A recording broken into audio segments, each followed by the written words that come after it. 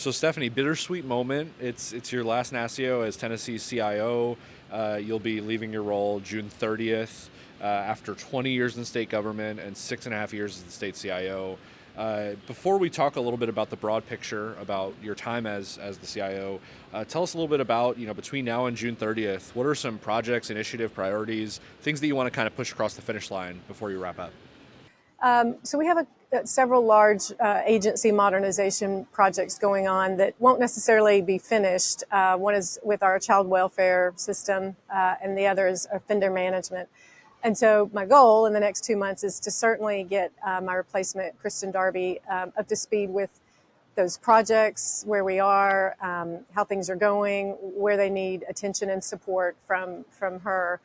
Other initiatives, obviously, AI is very important to us, and we're working to document a number of use cases and vet certain technologies to move forward with implementing some real production-ready use cases that provide benefit so that we can then expand and grow from that success. Those are probably the main things, and obviously focusing on a transition. Kristin came on board March 31st, so we have a 3-month transition, and that's going very well, and she is going to be very well prepared to take over. That kind of transition period is not common in government. What has it been like to work alongside her for the last couple of months and sort of get her up to speed on the job? Right.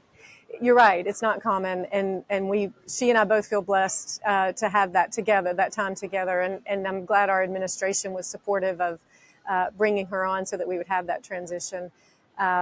It's been great. She is most of her experience is in healthcare, but she humbly recognizes that being a CIO in the public sector is similar but different, and has been very open to our discussions around the differences, the budgeting cycle, working with the legislature, working with commissioners and leadership teams in 23 executive branch agencies. So it's going well. I think she's going to be well prepared. She has great experience, and I think she'll continue to lead our state forward and do great things. Nice. Well, so let's talk a little bit about your tenure as CIO, but also your tenure in state government. 6.5 years is a long time. It's well above the average tenure of a state CIO. Notable moments. I won't ask you your proudest moment, but notable moments, things that really stand out to you when you look at that time that you're proud of, that you're reminiscent of, and anything like that. It's a good question, and with retirement getting so close, I've definitely thought about that myself. One of the things I'm most proud of is really our team. We've worked hard to build an inclusive culture that is a positive work environment, and where people feel like they are empowered and trusted and encouraged to be innovative and to do good things. So I'm proud of that, the positive culture that we've created. We have.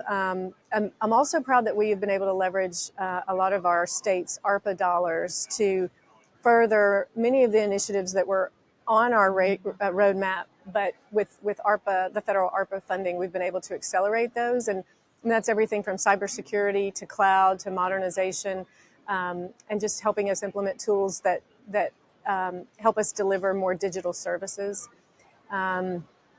Those are probably the big things. You're right. It's bittersweet. It's been a fun week at NASCIO, and I will definitely miss all the friendships. Not that they have to end. Of course they don't. But NASCIO is a special organization made up of a lot of special people, both of the corporate partners and the state IT teams. So I feel very blessed to have been a part of such a great organization. Yeah, and you've really, not only have you been a part of it, I mean, you've been active and involved and on the board and in leadership roles. I mean, when you think about the friendships, the relationships that happen at an event like this, what parting words do you have for them? What are you really looking to leave behind? Right.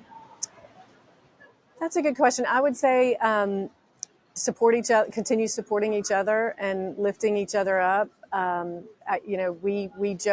We often joke, but in a serious way, talk about 57 of our greatest friends, and it even goes beyond that. So my parting words were: know when you're ready to retire, and don't wait until you can't enjoy it.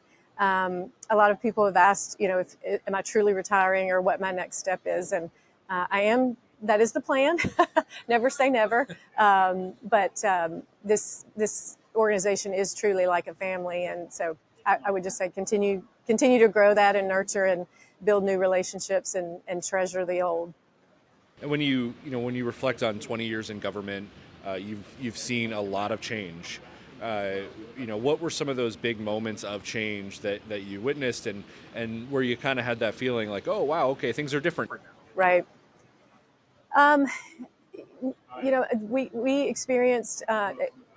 Everyone experienced the pandemic. Unfortunately for Nashville and Tennessee, we had some events that a tornado, the Christmas Day explosion.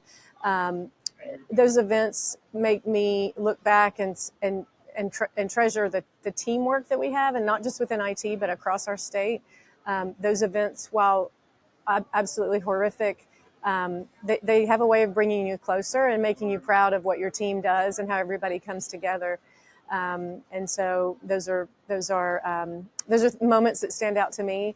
20 years went by very quickly, and I don't think that when I came to the state, I really thought I would finish my career at the state. But I've been so blessed with many roles and great opportunities, and it's a great place to build a career, and not often sought after, at the college level, graduating level. When I talk to folks who are retiring from state government, I always try to ask them about advice that they have for the next generation, words of wisdom. You have obviously a really impressive legacy and record, and I think you've also been very involved, again, as you said, in that workplace culture and in creating an inclusive environment for folks. So, when you look at the next Stephanie Dedmon, what advice do you have for them, and how do you hope to have the organization that you built, facilitate more of that? I would say the main two things I would say. One is to try to always have fun. We spend an awful lot of time at work, and while you can't love or like everyone, you can try to create a fun environment that people are drawn to. And then the second thing is to always be a problem solver, to be the person willing to throw out crazy ideas, because every once in a while, one of those crazy ideas is a good one.